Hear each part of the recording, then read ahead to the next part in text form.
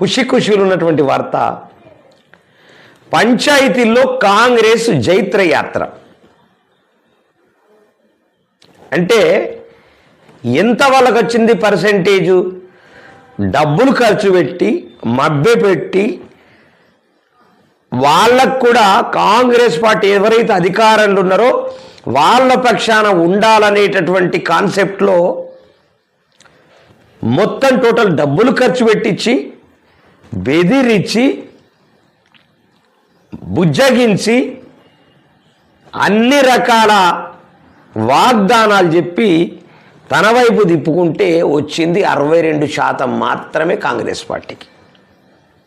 అంటే 38% జనం ఇంకా కాంగ్రెస్ను నమ్మట్లేదు. ఇది వాస్తవం.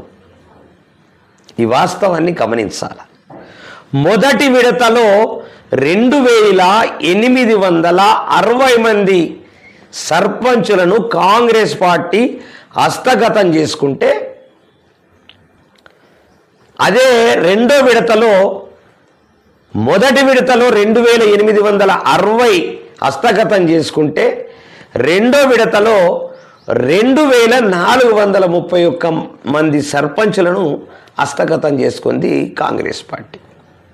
అదే మూడో విడతకు వచ్చేసరికి 2502 మంది సర్పంచులను హస్తగతం చేసుకొని 7793 మంది సర్పంచులతో ఇలా ఆల్రెడీ సిద్ధంగా ఉన్నది ప్రమాణ స్వీకారం చేయడానికి 22 నాడు. మరి అదే బీఆర్ఎస్ పార్టీ మొదటి విడతలో 1143 మంది సర్పంచులను కైవసం చేసుకుంటే, రెండో విడతలో 1187 మందిని కైవసం చేసుకుంది బీఆర్ఎస్. మరి మూడో విడతలో 1163కు వచ్చింది. అంటే ఆల్మోస్ట్ దగ్గర 3490 మంది సర్పంచులను హస్తగతం చేసుకున్నది మన బీఆర్ఎస్ పార్టీ, తన ఖాతాలో వేసుకున్నది.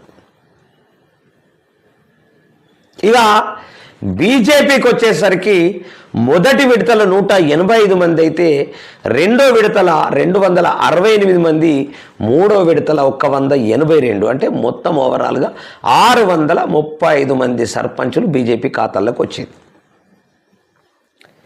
మరి అట్లనే ఇతరులు మొదటి విడతలో 42 మంది అయితే, రెండో విడతలో 440 మంది, మూడో విడతలో 302 మంది, 784 మంది ఇండిపెండెంట్లు, ఏ పార్టీకి సంబంధం లేకుండా ఉన్నటువంటి వాళ్ళు. అంటే ఇతర బీఎస్పీ నుంచి కానీ, తీన్మార్ మల్లన్న కానీ, కవితక్క కానీ, వీళ్ళకు ముగ్గురికి సంబంధించినటువంటి అది సిపిఐ సిపిఎం ఇవన్నీ ఉన్నాయి. వీటన్నిటిలో కలగలిపితే 784 మంది ఇతరులు ఉన్నారు. అంటే ఓవరాల్గా 5000 మంది సర్పంచులు, సుమారుగా 5000 మంది సర్పంచులు ఒకవైపు అయితే, 7793 మంది కాంగ్రెస్ వైపు. ఇక్కడ ప్రధానమైనటువంటి అంశం ఏంటంటే, కాంగ్రెస్ పార్టీ ఇలా అధికారంలో ఉన్నది కాబట్టి 12% వాళ్ళకు ఎక్కువ రావడం జరిగింది. 50-50 వాస్తవానికి నేను మొదటి నుంచి కూడా 50-50 అనుకుంటూ వచ్చిన, కాస్త 12% చేరింది. దాంట్లో అనేక మంది మంత్రులు, ఎమ్మెల్యేలు, ఎంపీలు, మరి మంత్రులు మొత్తం ముఖ్యమంత్రి కాడికి వెళ్ళి రకరకాల డైలాగులు చెప్పుకుంటూ వచ్చి వాళ్ళను అబద్ధాల సుడిగుండల్లో ఇరికిస్తే 62% మాత్రం వచ్చింది. దాన్ని పెద్ద పంచాయతీల్లో కాంగ్రెస్ జైత్రయాత్ర అని చెప్పుకోవడానికి మాత్రమే పనికొస్తుంది. అంటే ఇంకా కాంగ్రెస్ పార్టీని నమ్మే పరిస్థితి అయితే కనిపించట్లేదు. 3 విడతల్లో దాదాపుగా 8,000 సర్పంచ్ స్థానాలు కైవసం. మరి మొత్తంగా అధికార పార్టీ చేతికి 62% పంచాయతీలు, 2వ స్థానంలో బీఆర్ఎస్, 3వ స్థానంలో ఇండిపెండెంట్లు, 4వ స్థానంలో బీజేపీ ఉన్నట్లు మనకు స్పష్టంగా తెలుస్తూ ఉంది. మరి పంచాయతీ ఎన్నికల్లో కాంగ్రెస్ జైత్రయాత్ర కొనసాగించింది అని నమ్మబలుకుతూ ఉన్నారు. అన్ని జిల్లాల్లోనూ హస్తం పార్టీ హవా స్పష్టంగా కనిపించింది అని ఇటీవల జరిగినటువంటి జూబ్లీహిల్స్ ఉప ఎన్నికలో ఘన విజయం సాధించి జోరు మీద ఉన్న అధికార పక్షం తాజాగా పంచాయతీ ఎన్నికల్లోనూ ఆధిపత్యాన్ని కనబరిచింది. బుధవారం అర్ధరాత్రి వరకు వచ్చిన తుది విడత ఫలితాలను కలుపుకొని 3 విడతల్లో కాంగ్రెస్ బలపరిచిన అభ్యర్థులు దాదాపు 62% గ్రామాలలో విజయ బావుట ఎగరవేశారు. ప్రధాన ప్రతిపక్షం బీఆర్ఎస్ మద్దతుదారులు చాలా జిల్లాల్లో పోటీ ఇవ్వలేక చతికిల పడగా బీజేపీ ప్రభావం నామమాత్రంగానే కనిపించింది. ఈ రాష్ట్ర వ్యాప్తంగా మొత్తం 12,278 పంచాయతీలకు గాను వివిధ కారణాల వల్ల నిలిచిపోయిన 25 పంచాయతీలను మినహిస్తే 12,702 గ్రామ పంచాయతీలకు మరి ఏకగ్రీవాలను కలుపుకొని 3 విడతల్లో జరిగిన ఎన్నికల్లో కాంగ్రెస్ ఏకపక్ష విజయాలను నమోదు చేసింది. బుధవారం అర్ధరాత్రి వరకు అందిన తుది ఫలితాలను బట్టి కాంగ్రెస్ ఏకంగా 7,793 స్థానాలకు కైవసం చేసుకున్నది. మరి ఇది దాదాపు 8,000కు చేరేటటువంటి అవకాశం ఉన్నట్లు తెలుస్తూ ఉన్నది. తప్పకుండా 8,000కు పోతుంది. ఎందుకు పోతుంది అంటే అధికార పార్టీలో ఉన్నది కాబట్టి తప్పకుండా పోయే అవకాశం ఉంది. ఇక ముగిసిన పల్లెపోరు అయిపోయింది. చివరి విడత పంచాయతీ ఎన్నికల్లో మరి 85.77% పోలింగ్ జరిగినట్లు తెలుస్తూ ఉన్నది. మరి యాదాద్రి మెదక్ జిల్లాల్లో 90% పైనే, అత్యల్పంగా నిజామాబాద్లో 76%, సిరిసిల్లలో 79%, రాష్ట్ర వ్యాప్తంగా 3 విడతల్లో కలిపి 85.30% నమోదైనట్లు మనకు స్పష్టంగా తెలుస్తూ ఉంది.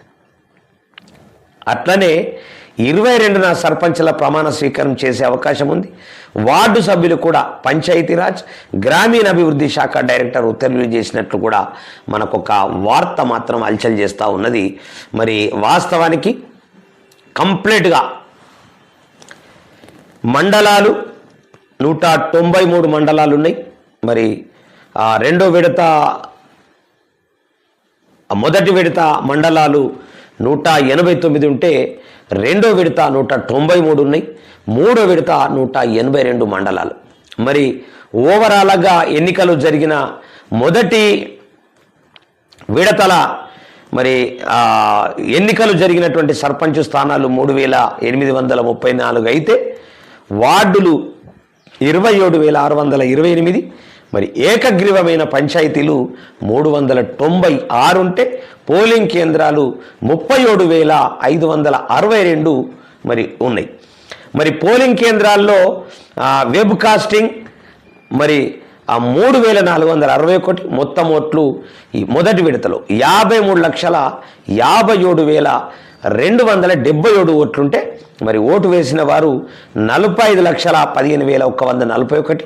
మొత్తం పోలింగ్ నమోదు 84.28% అయితే అత్యధికంగా యాదాద్రి భువనగిరిలో 92.88% ఉన్నట్లు తెలుస్తూ ఉన్నది. అత్యల్పంగా భద్రాద్రి కొత్తగూడెంలో 71.79% మరి మొదటి విడతలో జరిగినట్లు తెలుస్తూ ఉన్నది. మరి 2వ విడతలో మండలాలు 193 అయితే ఎన్నికలు జరిగిన సర్పంచ్ స్థానాలు 3,911 కాగా వార్డులు 29,917 మాత్రం ఉన్నది. మరి ఏకగ్రీవమైన పంచాయతీలు 415. మరి ఆ పోలింగ్ కేంద్రాలు 38,350 ఉంటే పోలింగ్ కేంద్రాల్లో మరి వెబ్ కాస్టింగ్ 3,769. మొత్తం ఓటర్లు 54,40,339 ఓటర్లు ఉంటే మరి ఓటు వేసిన వారు మాత్రం 46,70,972 ఉన్నాయి. మరి మొత్తం పోలింగ్ నమోదైనటువంటి శాతం రెండో విడతలో 85.86% నమోదు కాగా అత్యల్పంగా యాదగిరి భువనగిరిలో 91.72%, అత్యల్పంగా భద్రాద్రి కొత్తగూడెం 76.71% మరి ఓట్లు పడ్డట్లు మనకు తెలుస్తూ ఉన్నది. మరిగా మూడో విడతలకు వచ్చేసరికి 182 మండలాలు, మరి ఎన్నికలు జరిగిన సర్పంచ్ స్థానాలు 3552 అయితే వార్డులు 28410, ఏకగ్రీవమైనటువంటి పంచాయతీలు 394. మరి పోలింగ్ కేంద్రాలు 36483 కాగా మరి పోలింగ్ కేంద్రాల్లో వెబ్ కాస్టింగ్ మరి 3547 కాగా మొత్తం ఓటర్లు 50,56,344 ఓటర్లు ఉండగా మరి ఓటు వేసినటువంటి వాళ్ళు 43,37,000 మరి 24 ఓట్లు వేసినట్టు తెలుస్తూ ఉన్నది. మొత్తం పోలింగు నమోదు శాతం 85.77% కాగా అత్యధికంగా యాదాద్రి భువనగిరి 92.56% కాగా అత్యల్పంగా భద్రాద్రి కొత్తగూడెం 76.45% నమోదైనట్టు తెలుస్తూ ఉన్నది. ఇది మరి మొదటి రెండవ మూడవ విడతల రిజల్టులో ముఖ్యమైనటువంటి ఘట్టాలు, ముఖ్యంగా జరిగినటువంటి సంఘటనలు. ఇది మరి పంచాయతీలో కాంగ్రెస్ జోరు, కాంగ్రెసు మరి అవలంబిస్తున్నటువంటి విధానంలో భాగం.